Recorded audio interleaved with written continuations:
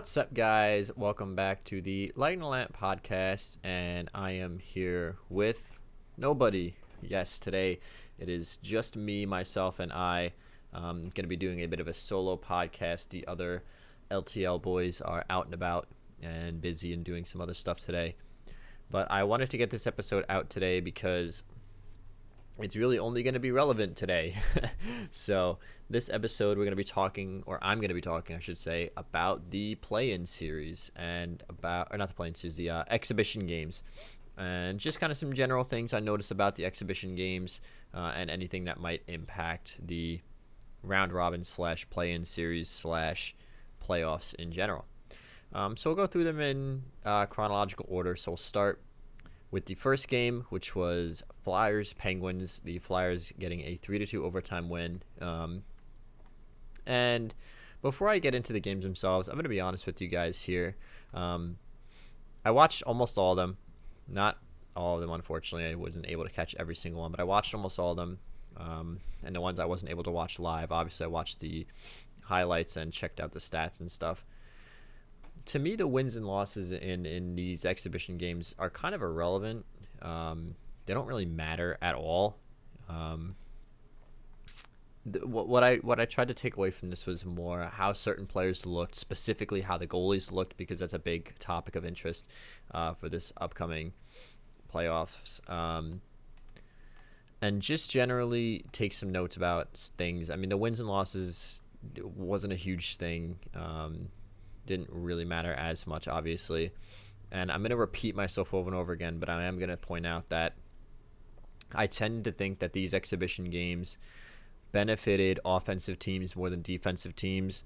Not that the guys weren't checking hard or playing hard on defense, but to a certain extent, you're not going to be blowing people up in the neutral zone or checking as hard as you would in an actual playoff series because, A, you're not trying to get hurt, and B, you're not trying to get one of your teammates hurt.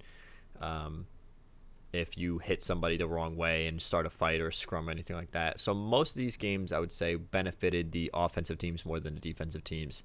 Obviously, there were some testy games. The Oilers-Flames games got pretty testy.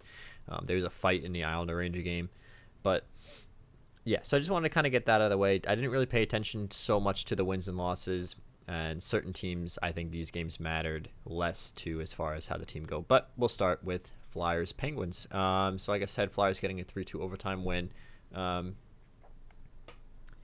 the Flyers' perspective in this game, Carter Hart played well. He looks like he's ready to go. That's important. The defense, for the most part, looked like they were ready to go. I think the more interesting thing is with the Penguins, where Matt Murray and Tristan Jarry split the game 50-50. And that, to me, not that it says anything necessarily about who's going to start, because I do believe, obviously, it's going to end up being Matt Murray to start game one. And I don't really see a reason otherwise why he wouldn't, but Tristan Jarry actually ended up playing a little bit more than Matt Murray. He played 32 minutes, 45 seconds. Murray played 30 minutes, just about. But it's just something to keep an eye on because Matt Murray had a bit of a rough regular season. Tristan Jarry was a bright spot for them this year. Pittsburgh down the stretch, he certainly pulled a lot of weight for them. Pulled a lot of wins out that they really wouldn't have had otherwise. Like he had 20 wins in his 31 starts with a 2.43 and a 9.21. Tristan Jarry did. And Matt Murray struggled a little bit during the regular season. Otherwise, I think Murray looked good. The only thing I noticed was his rebound control was a little questionable. He had a couple bad rebounds that he was booting right out into the slot. But otherwise, I think both these teams pretty much looked ready to go. I didn't really have any issue with the way either of these teams played. Moving on to Canadiens and Maple Leafs. This was an interesting one because the Montreal Canadiens gave up 2 shorthanded goals in this game. Now, this goes both ways, though. I think Carey Price looked good. I think he had a great game. Obviously, unfortunately, getting the loss. But otherwise, outside, there was nothing he could have really done on most of these goals. And of course, the Canadiens' offense was a little anemic as it has been all year. They didn't really give me a reason to believe in them in this play-in round any more than they had all season. But what I will say about the Toronto Maple Leafs is, yes, you scored 2 shorthanded goals, and their penalty kill was very aggressive in this game. They were always rushing up the ice, always trying to get that breakout instead of just a dump out. That can work against certain teams. That's not going to work against every team. Against a team like the Columbus Blue Jackets, for example, you might take that rush up the ice, try to go for that shorthanded chance, but if you go in on a 2-on-1 or a 3-on-2 against a guy like Seth Jones or Zach Werenski, he's more likely to turn that back the other way than, say, a Ben Sherratt or anyone really on the Canadiens at this point.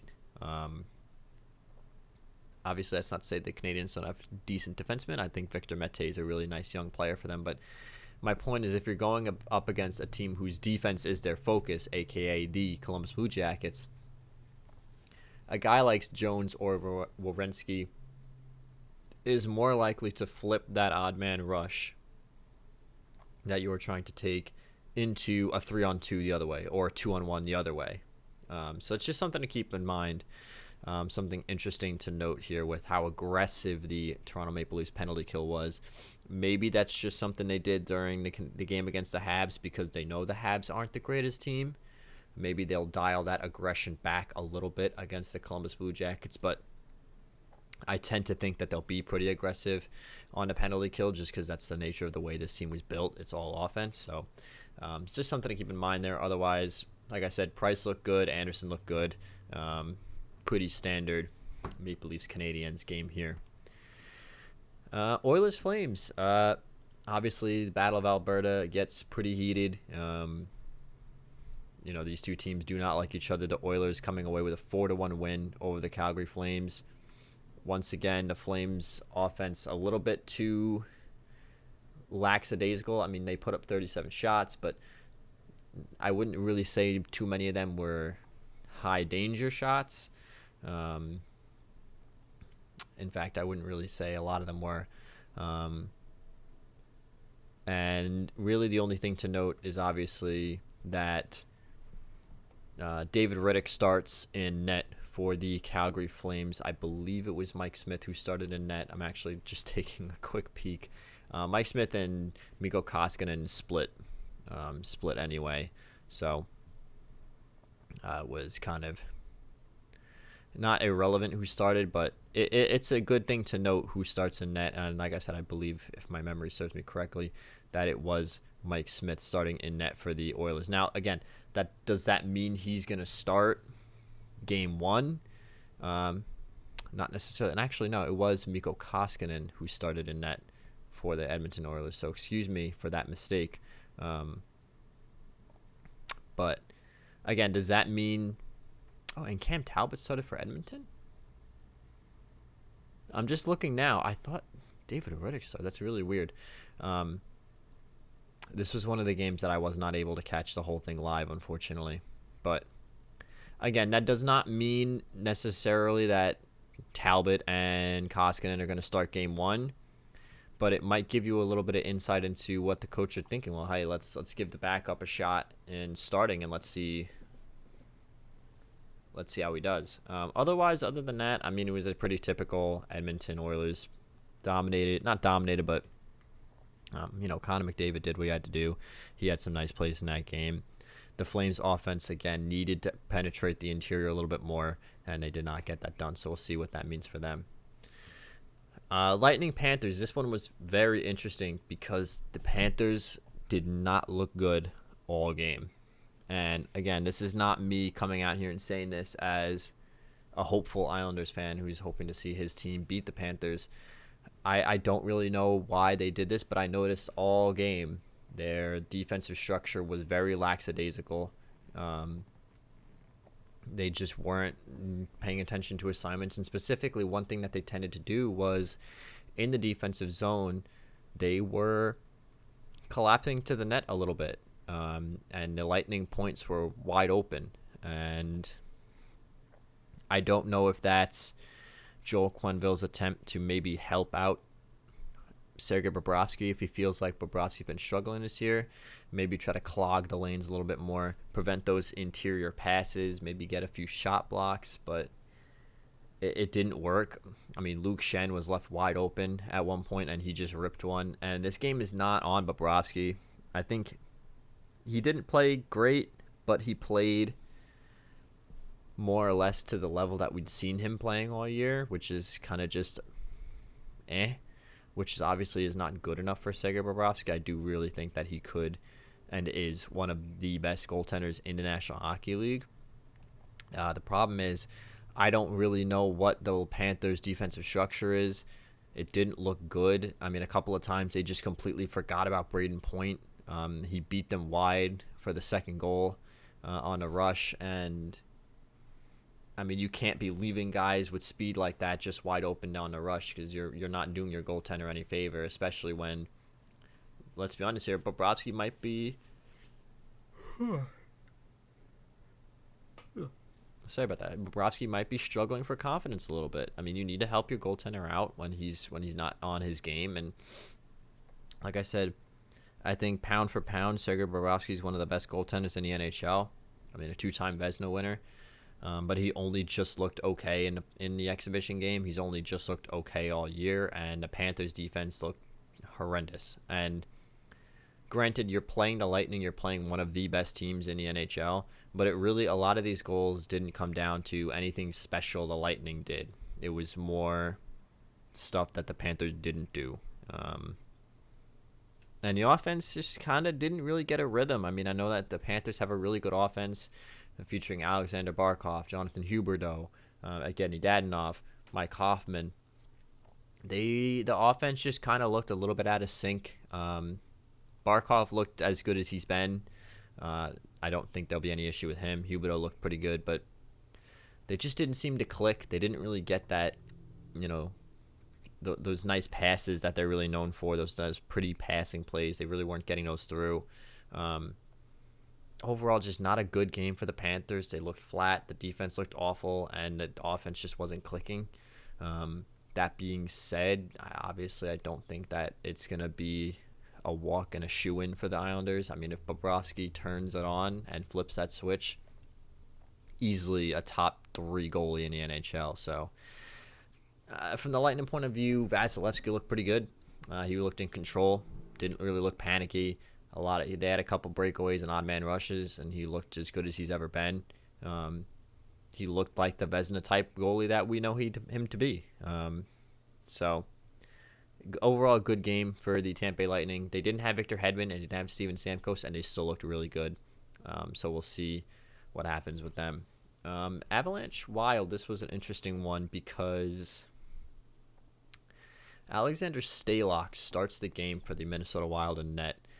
And that's interesting because, again, when I say, this guy started in net, it doesn't necessarily mean that they're going to start game 1, but it kind of gives you a little bit of insight. And the fact that it wasn't a shoe-in lock like, Devin Dubnyk, he's going to start the exhibition game, he's going to play 2 periods. Most of the teams that have established number 1 goalies, that was really kind of the deal. The starter started the game, played 2 periods, they gave the backup 1 period, and went from there. But Stalock started the game for the Minnesota Wild, and I don't know if that tells you that maybe the coach feels like Dubnyk hasn't been himself this year. Maybe the coach is trying to light a fire under Dubnyk, and maybe he's going to give him the game 1 start. But maybe this was kind of like a, hey, if you're not up to par, don't forget we've got Alexander Stalock back there. Very interesting to see Stalock in net to start. I think Nathan McKinnon looked really good in this game. He looked like he hasn't lost a step. Obviously, he's just as fast as he's always been. Landeskog looked good.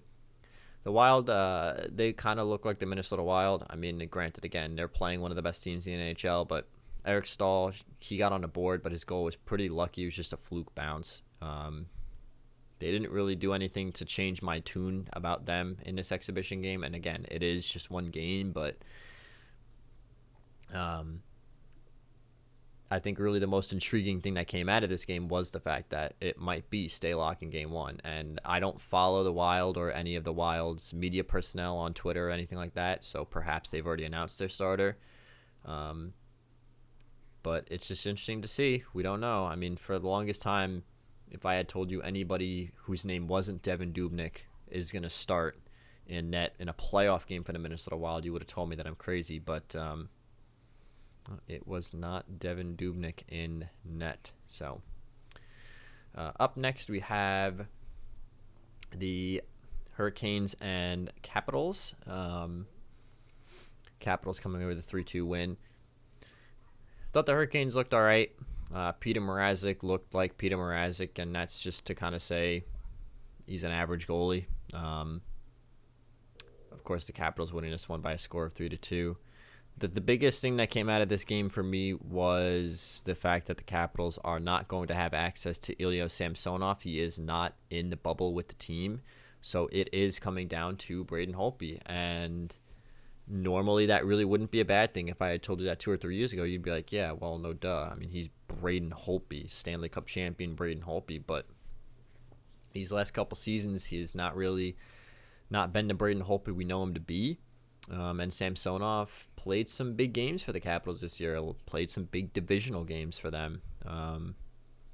And they don't have access to him. So if Braden Holtby struggles and he's not playing up to par, they don't have really a reliable backup to go to. They have a young prospect who came up who played really well for them in the minors.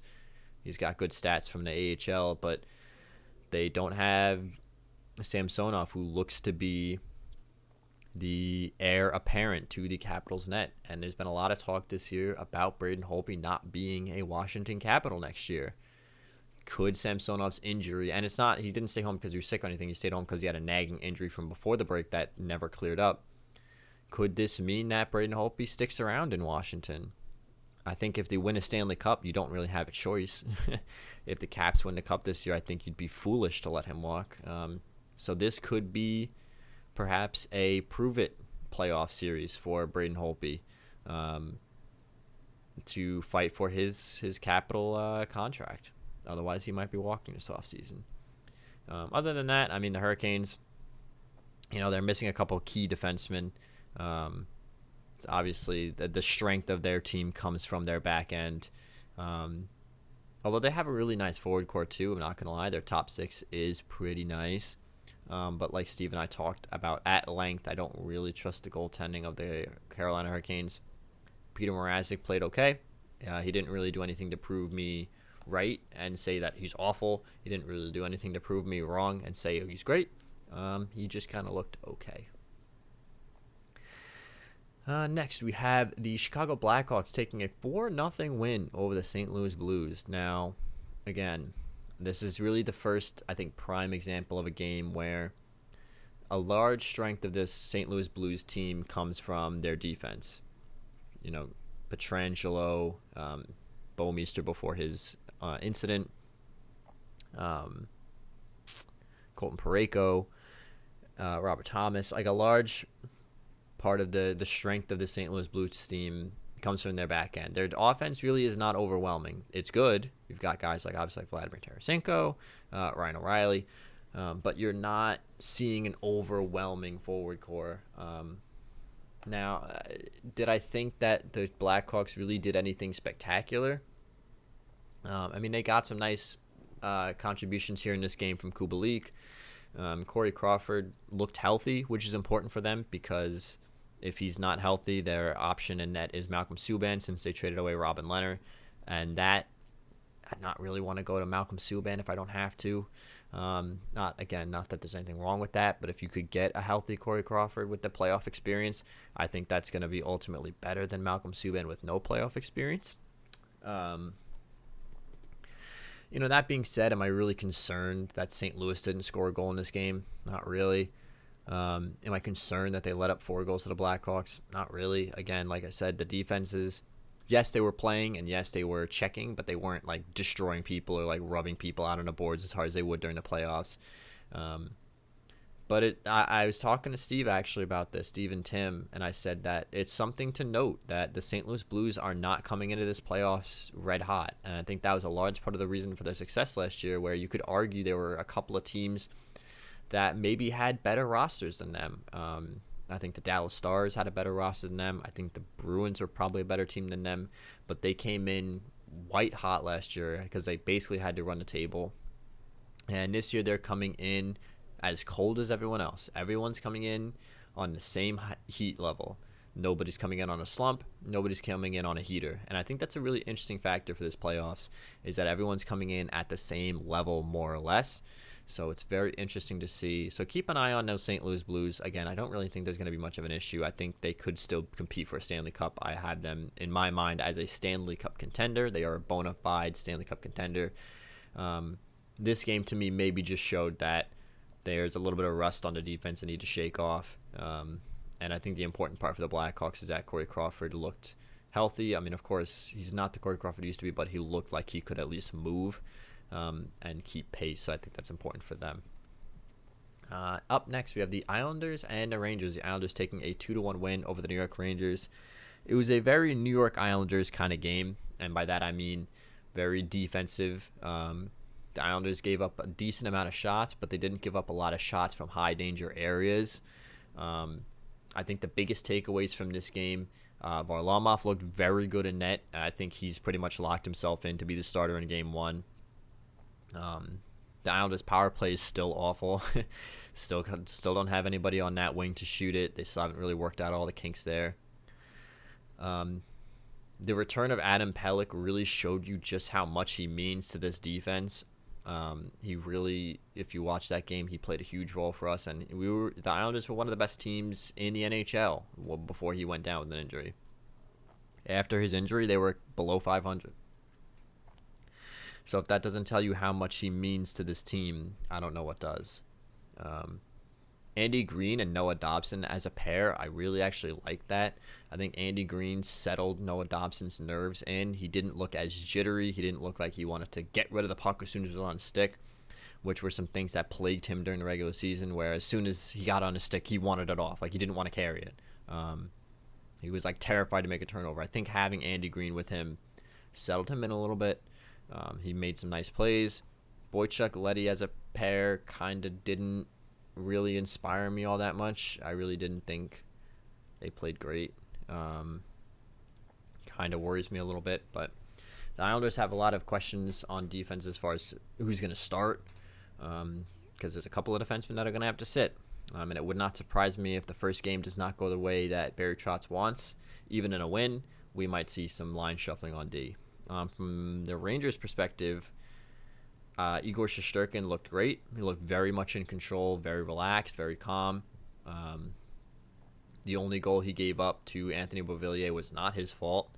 It was a partial break, just a nice shot on the blocker's side by Beauvillier. He looks to be like he's going to be the guy starting in game one. Henrik Lundqvist was the backup for this game. He came in, played half the game. He looked good, I would say. The only goal he gave up, he was off his angle a little bit. He overslid and overcommit. Otherwise, I think he looked okay. Unfortunately for Georgiev, I mean, it's pretty much locked in at this point that Shesterkin is starting and Henrik Lundqvist is backing up. Unless Shesterkin falters and Lundqvist also looks shaky, he might get a sniff. But in a 5-game series, I don't know if there's enough time for that. I think from another perspective for the Rangers is that Capo Caco looked like basically a brand new player. He looked fantastic in this game. He was making a lot of plays he wasn't making before the break. I think this break really helped to settle him in and realize, like, I can do this. I can play at the NHL level. He was making some nice drag shots, some nice snapshots. He was using defensemen as screens. Overall, Caco had a great game, and he looks like a brand new player, and that's big for the Rangers. Otherwise, the offense kind of looked like it was a little bit out of sync at times. They weren't making those crisp passes that we know they can make. They were having a little bit of difficulty hanging on to the puck sometimes. And again, you're playing the Islanders with a full roster. The Islanders were one of the best defensive teams in the NHL when everyone is healthy. So that's to be expected that they're a little bit smothering, but I think both teams came out of this game feeling good. The Islanders felt good about their defensive game, only giving up the one goal. They feel good about Semyon Varlamov. They feel good about being healthy with Adam Pelech, Clutterbuck, and Cizikas all coming back from injury. And the Rangers feel good about Shesterkin. You feel good about Kakko. Overall, I think this was a good game for both teams. The Canucks and Jets. The Winnipeg Jets walk away with a 4-1 win. I think the biggest takeaway from this game is that Connor Hellebuck is Connor Hellebuck. He stopped 37 shots from the Winnipeg Canucks, from the Vancouver Canucks. He looked like he hasn't missed a beat at all. He looked like he just steps into the playoffs, and he's the Connor Hellebuck of old. I'm not really too concerned about the Canucks offense because they did generate a good number of chances. It's just that they ran into a brick wall, hot goalie. And neither one of Alex Stalock or Devin Dubnyk is on the caliber of Connor Hellebuck, so it doesn't really mean much for their play-in series that they ran into a hot goalie in their exhibition game. Otherwise, the Jets' offense looked good, which we know is one of the strengths of the team. The Canucks defense didn't look bad, just a couple of breakdowns which are easily fixed, but overall I think the biggest takeaway from this particular game is the play of Connor Hellebuck, and that it looks like he's ready to go, and they need him if they're gonna win. If they're gonna go anywhere, they need him. I think the Canucks are still in a good position. They're playing not an easy team, but a team that I don't think they'll be scared of. Moving on, we have the Nashville Predators taking a 2-0 win over the Dallas Stars. This one had a couple of interesting storylines. The Nashville Predators started Yusei Saros in this game, and the Dallas Stars were without Tyler Seguin. Now, Tyler Seguin is expected to play in the round robin and playoffs beyond there, barring any injury. He was just not playing any exhibition game for one reason or another. The Dallas Stars offense kind of looked anemic as it has been all year. I still think that they're my Stanley Cup pick. Like I said, a large part of the strength of this team comes from that really disgusting back end they have between Heiskanen, Lindell, John Klingberg, and just the active defense that they have there in Dallas. Big, heavy, active defensemen there. So this was kind of the game where it's like, the defense isn't getting involved in as much. They really didn't generate that much offense from their forward core. Over the offseason, they did lose a little bit of offense. They lost Jason Spezza. They lost Matt Zuccarello. And instead, they brought in more grit and grind, nose to the grindstone type players between Joe Pavelski and Corey Perry. But that kind of hampered the offense a little bit, and we know that the strength of this Dallas Stars team is the defense, and that they score just enough to win, but they don't really score a lot. Am I worried at all that they got shut out by the Predators? Not really. I'm more interested in the fact that Yusei Saros started the game instead of Pekka Rinne, and again, one of these things for the last 10 years, if you asked anybody who's starting in Game 1 for the Predators, if Rinne was healthy, it was Pekka Rinne. Thinking that anybody other than Pekka Rinne would be in the net for the Nashville Predators was blasphemy. But it looks like Yusei Saros might get the start in Game 1. The Nashville Predators have to play the the Arizona Coyotes, and it looks like Yusei Saros might be starting, and that might be the best thing for the team. The Predators' offense wasn't very inspiring either. In this exhibition game, this was kind of a ho-hum, not defensively minded teams, but two teams who the large part of the strength of what the team is from the back end. So I'm not really worried about either team. Of course, like I said, I don't think that the Nashville Predators are going to beat the Coyotes. I did not pick them to win. But this game doesn't make me feel any better or worse about either team. I come away from this game thinking, this makes sense. The Dallas Stars, they have scoring problems. They need Ben to step up. They need Klingberg, Heiskanen, Lindell, all those guys to step up. Ben Bishop played good. Didn't really have much of an issue with Ben Bishop's game. And as long as he can stay healthy, he'll be fine. And, of course, they also have Anton Hudobin, one of the best backups in the NHL. So even if Bishop goes down with an injury, they're not out of luck. And like I said, Tyler Seguin is instead expected to play in their round-robin matchup. The Bruins Blue Jackets, there's a very interesting game. The Blue Jackets to come away with a 4-1 win. Eunice Korpisalo starts the game. He plays half the game. Merzlikins plays the other half. The Bruins, Tuukka Rask starts, and Yaroslav Halak plays the other half. Again, the Bruins are a team that they've already locked themselves into the playoffs. They got the round-robin games coming up. I don't really think to them it really matters much who they play in the first round.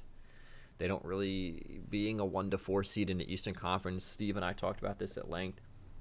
Being a 1 seed versus a 4 seed in the East isn't really going to change your matchup that drastically, I don't think. All these teams in the East are very strong, so they're kind of in that mode where it's like, all right, maybe this game didn't mean as much to them as it meant to the Blue Jackets, who had been fighting tooth and nail to get into the playoffs all year.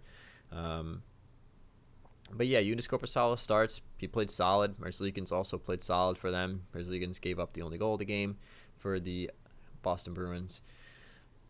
Zach Werenski had a really nice slap shot goal, top shelf, coming off the blue line. You walk away from this game feeling good if you're the Columbus Blue Jackets because your starting goalie who hadn't played in how long, he was just coming back from injury when the pause happened. So you feel good about him coming back, having a strong game. You feel good about Elvis Merzlikins coming back and still being a strong backup for you guys. Offense, it'll come. But again, the strength of this Columbus Blue Jackets team is coming from that nasty blue line anchored by Seth Jones and Zach Werenski. And they have a strong matchup against the Toronto Maple Leafs coming up. So this game was more of a game to me that just kind of demonstrated, well, maybe the Bruins just, not that they didn't care as much, maybe they were just, let's just get through this game without anybody getting hurt, so to speak, more than let's try to win this hockey game. Vegas Golden Knights and Arizona Coyotes. This one was a really weird one. The Arizona Coyotes started Darcy Kemper. No surprise there. He will likely start in game 1. He was absolutely on fire for them before all their injuries. The Vegas Golden Knights, they started Marc-Andre Fleury, and he played the entire game. And I don't understand that decision, and I don't understand if that was the plan, why did you trade for Robin Lehner? The Robin Lehner trade to this Vegas Golden Knights team is making less and less sense as we go along. It's not... I just don't get it. Why would you trade for Robin Lehner if the plan was to start Fleury for the entire exhibition game and not even give Robin Lehner a sniff? Don't even give him any minutes at all. And really, that's just kind of what I took out of this game more than anything. Was that I still don't understand the Robin Lehner trade if you were just going to have him on the bench. Doesn't make any sense to me. You might as well keep Malcolm Subban at that point. Especially because I think at this point, Robin Lehner is a better goalie than Marc-Andre Fleury. Maybe he's going to be re-signed over the offseason, and maybe they're planning on trading Fleury. I don't know, but the optics on it are not good. The optics on it don't make any sense to me.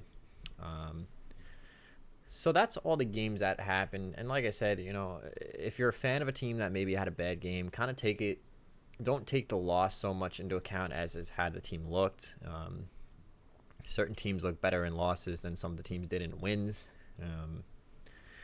The only teams that I'm really concerned about based on these performances is I'm a little concerned about the Flames not getting to that interior of the ice. I'm very concerned about the Florida Panthers and their defense. And I'm concerned about just what is going on in Golden Knights management as far as the goaltender situation. Doesn't really make any sense to me. I don't know why they did what they did. I don't get it.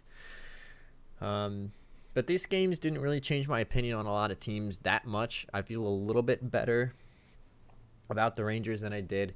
I did say they were going to win, but I feel a little bit better seeing that Shesterkin has not had any rust. He looks as good as he did. I feel a little bit better about Capo Caco. He looked fantastic. I feel a little bit better about the Islanders with Adam Pelech. They played an Islanders-type game, very defense-heavy, and capitalizing on the few chances that they were able to come up with. Obviously, the power play is still an issue, but I think most of these teams kind of got what they wanted out of these games, and we'll be very interested to see. So thank you guys for listening. Starting next week, we will be doing our weekly podcast content as the playoffs start to roll around with the play-in games and the round-robin games. Yes, we are going to be back to weekly episodes. That being said, once the play-in rounds and the round-robin games are complete, we will be doing our bracket building episode. Of course, we can't really build a bracket right now, because you don't really know who's going to end up where. And then the other issue with building a bracket is that they're going to be reseeding after round one, which is unfortunate, and I hate that. We're doing reseeding this year. I really sincerely hope that it's not a sign of things to come. But yes, they're doing reseeding this year. But like I said, weekly episodes start again next week. And then after the play-in rounds, we will do our bracket building episode. And, of course, the weekly content will continue thereafter. So thank you guys for watching. Stay tuned for that weekly content for the Stanley Cup playoffs. And I hope to see you guys again next time.